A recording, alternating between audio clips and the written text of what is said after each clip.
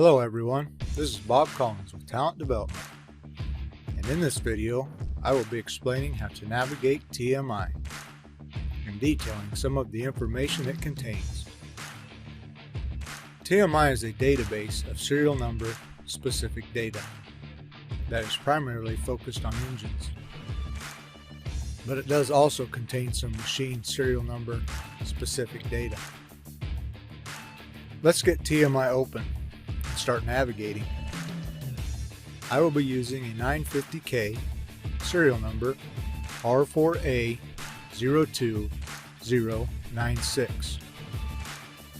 TMI is set up like a Google search, so let's enter the serial number and click on the Retrieve Data button. Here is the search results. Starting at the top, you will notice that the serial number has changed from what I entered. It is now showing the engine serial number that the machine was built with. Below this is the units that the information is displayed in. I have selected English. You also have the option of choosing metric if you prefer. Further down we will find the Retrieve Data, Retrieve Cross-Reference, and Advanced Search tabs. These tabs will allow you to access different search methods. As I hover over them, a pop-up will appear with information explaining what functions the search tab will perform. To the right is more information that contains help, user details, and related links. This information also contains hyperlinks to allow you to access the information. Just below this box and above the next box, there's a row of numbers and words.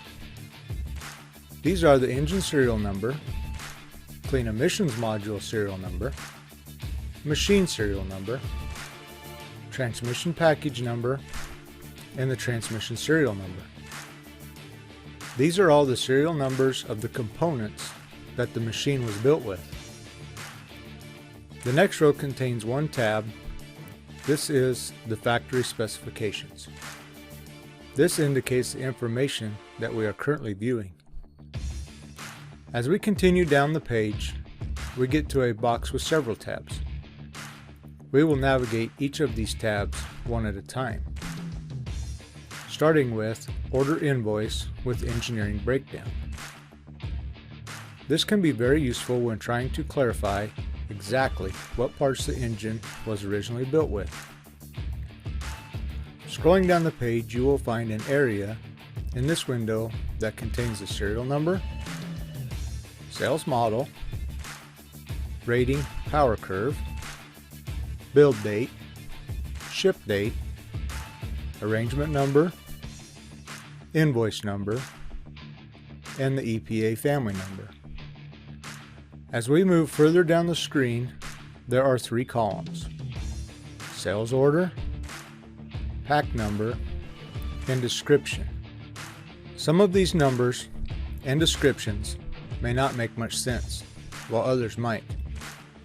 But this is everything used in the assembly of this engine. Now to make this information more useful, or at least easier to understand.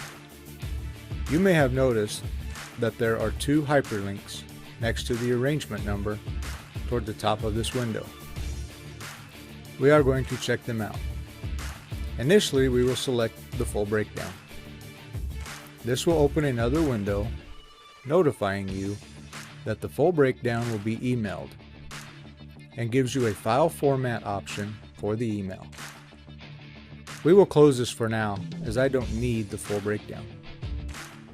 Instead, I will click on the breakdown link. Once again, this opens another window, but this time it is populated with accessible information.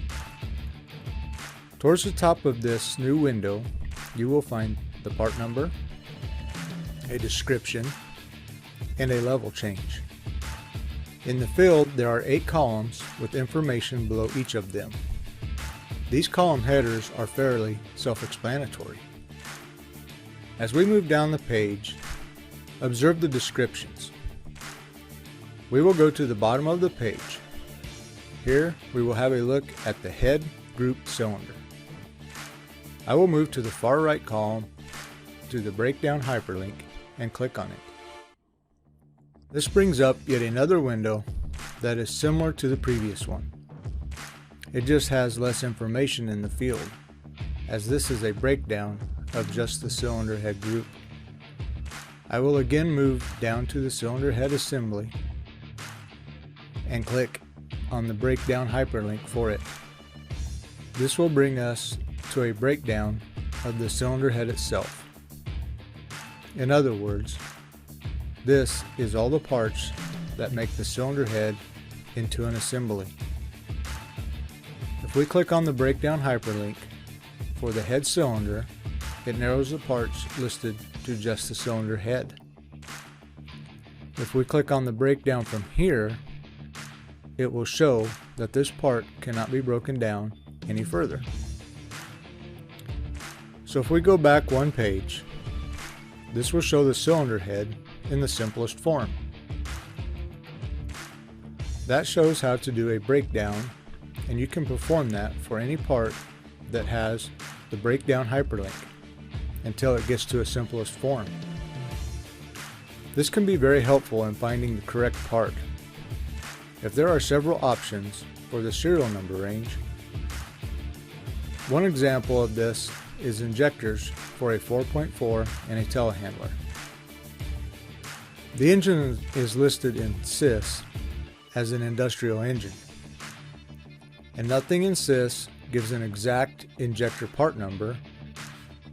In order to get the correct part number for the injector, you have to go to TMI and use the part breakdown to locate the correct injector number for the engine. We will return to the main page and select the next tab, which is the Machine Test tab. This will show all the actual values that this specific machine produced in the test cell. This contains a lot of valuable information that is serial number specific, rather than generalized information that is used in a serial number range for a machine model. The one thing I will point out and caution you on is that even though I selected English, the temperatures and pressures in this data are metric, so you will need to convert them if you want the information in English. This section will show some of the options the machine was built with as well. As you can see, the left three columns explain the component and/or system being tested, and the right three columns show what the final setting on the machine was in the test cell, as well as what the machine produced for a minimum and maximum value. As we scroll down through the information, I will point out a few of the checks and the corresponding values. Here's a good one: the implement cycle times. And here is another good one: transmission stall. Here it shows the test and results for a fourth gear double stall, as well as test and results for a fourth gear stall. The reason I chose these two is they are good performance tests, and here you can see how the machine performed when it was new.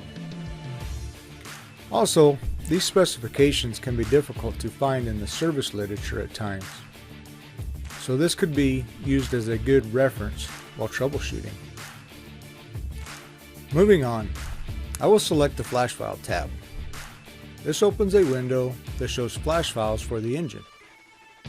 It is worth pointing out that there are 3 flash files listed for the engine. The bottom one is the original and started around the original build date of the engine. The next one, as we move up, was released in October of 2014. It also includes a brief description of changes to the file.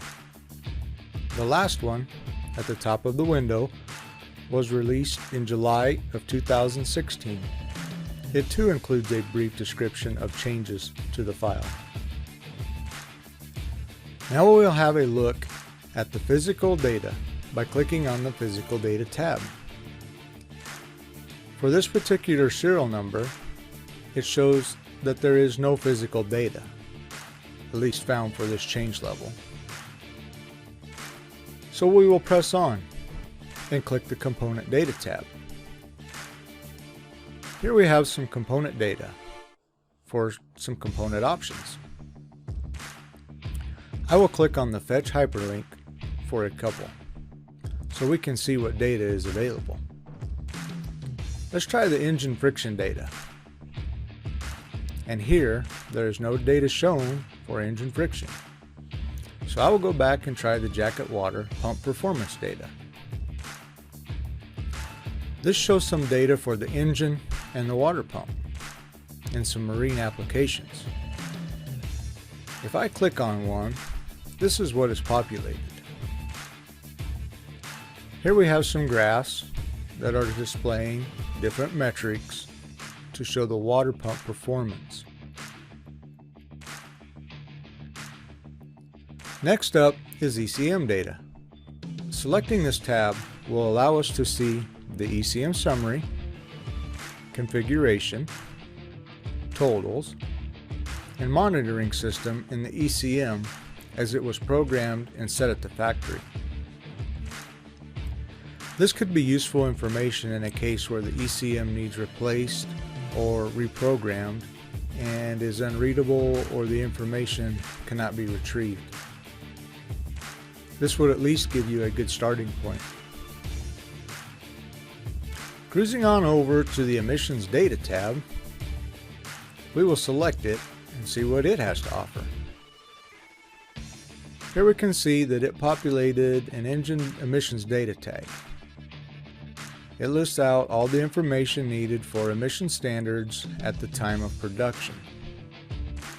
There may also be a message at the bottom of the data tag that it identifies there was a problem retrieving the data with a suggested corrective action. Time to have a look at the after treatment bill of materials. When we click on the tab, it opens a window with some information relating to the after treatment system. Here we have a clean emissions module with the engine serial number, after treatment serial number, and a breakdown. We are going to see how it breaks down by clicking on the breakdown hyperlink. This is a breakdown that is very similar to the one we looked at for the engine. There are some parts in here that don't break down. So we will go down the page to the catalyst and search for breakdown. This will open a new window with a part consist listing the part number, a description, as well as other notes and information. Closing that, we will go back and scroll through the rest of the list. Once again, this might be an option for locating a part that was originally installed on the Clean Emissions module. And this brings us to our final tab, Service Letter. Clicking on this tab will reveal a window with another hyperlink. Clicking on the hyperlink will take us to a new window showing the service letters that apply or did apply to the machine. Depending on the machine and its options, there could be more or less information in TMI for that specific machine. I have covered a lot of material in this video, and I hope it has shown you another avenue for locating some very useful information. The best advice I could give you is to get into TMI and search around. This might not be information that you use every day, but the day that you do need it, you will be glad you know where and how to use it. Thanks for watching, and as always, if you have questions or need help, feel free to reach out to the technical training department and we will do our best to assist you.